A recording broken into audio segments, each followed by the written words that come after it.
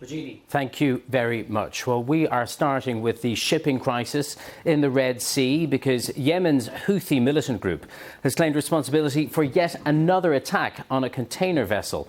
This one belonging to the French shipping line CMA CGM. This all happened late on Tuesday. Despite the presence of the US Navy in the area, it's the latest in a series of attacks which are prompting major shipping lines to take alternative, longer routes. The International Chamber of Shipping has said that 1 in 5 commercial vessels are now avoiding the Red Sea. It accounts for 12% of global trade. All this has led to a near doubling in the cost of container shipping. The attackers, the Houthi rebels, say they'll continue to target vessels until Palestinians in Gaza are allowed sufficient food and medicine. Well, Ami Daniel is the chief executive of the Maritime intelligence and analytics firm Windward. Among other things, they help companies reduce their risks at sea. Thanks very much for being with us today, Ami. So 1 in 5 ships choosing to stay away, that means 4 in 5 are carrying on regardless.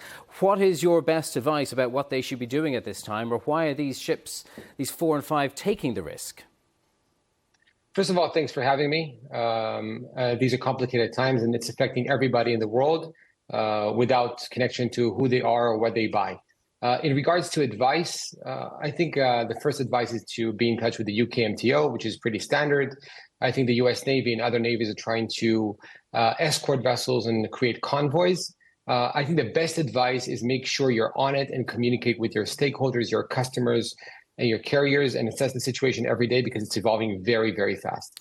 Are we seeing any kind of pattern to the attacks? Any type of vessel, type of freight, or perhaps any nationality to the vessel?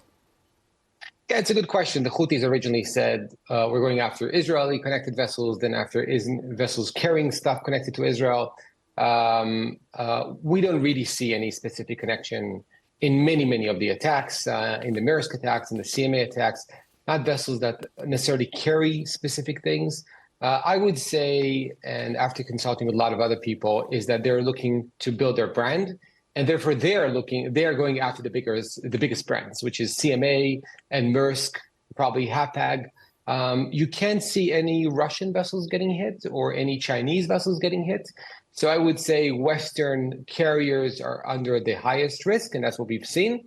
Having said that, the more the US and other navies, and perhaps the UK as well, protect these vessels, I think they'll go after other targets because, again, I believe their goal is to make a mess and build their brand. OK, well, on that topic, we know the United Nations says it's trying to seek a diplomatic solution to all this. Do you see in any way in which a deal could be reached with the Houthis to get them to call off these attacks? Or is brute force, the presence of the US Navy in the area, for example, the only option? Well, I'm not sure brute force is always the only option, but you have a few options here. Number one, first of all, I think at this point where we're seeing the US Navy and other navies they're being loosely coordinated, I would call it. So they could be more coordinated and they could run convoys, which is that's not what's happening right now. So they're defending in a very loose way. So that could happen better, I think. And there's a bit more to be desired. You have the Indian Navy, which just joined, which is a very strong Navy, obviously, with a lot of capabilities. You have the French over there. The Danes are going there, but it's not really tight and organized yet on the defensive level.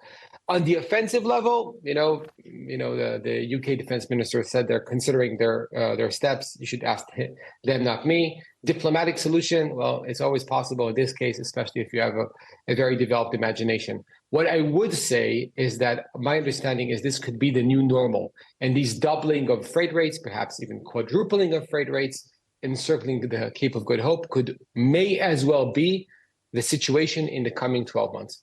Alarming stuff. Ami Daniel from Windward, thank you very much for joining us with that analysis. Thank you for having me.